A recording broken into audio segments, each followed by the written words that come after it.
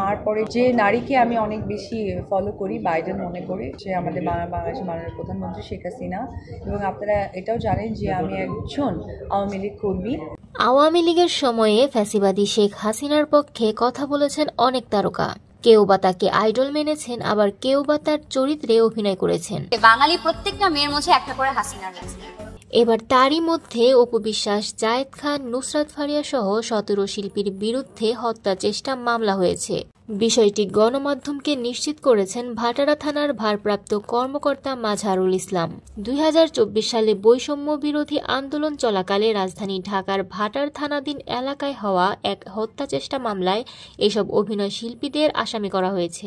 মামলার নথিপত্র পর্যালোচনায় দেখা যায়, সাবেক প্রধানমন্ত্রী ও আওয়ামী লীগ সভানেত্রী শেখ হাসিনা ও তার সরকারের সংশ্লিষ্ট 283 জন ও অজ্ঞাতনামা 300-400 জনের বিরুদ্ধে ঢাকার সিএমএস আদালতে মামলাটি করেছেন এনামুল হক। মামলায় বৈষম্য বিরোধী আন্দোলনের বিপক্ষে অবস্থান নিয়ে আওয়ামী লীগের অর্থ যোগানদাতা হিসেবে টলিউড নায়িকা নুসরাত ফারিয়াকে আসামি করা হয়েছে।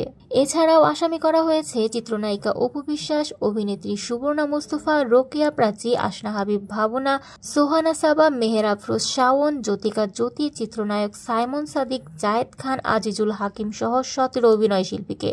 এবার প্রশ্ন, এসব তারকা কি আসলে গ্রেপ্তার হবে নাকি ধামাচাপা পড়বেন নতুন কোনো ঘটনায়?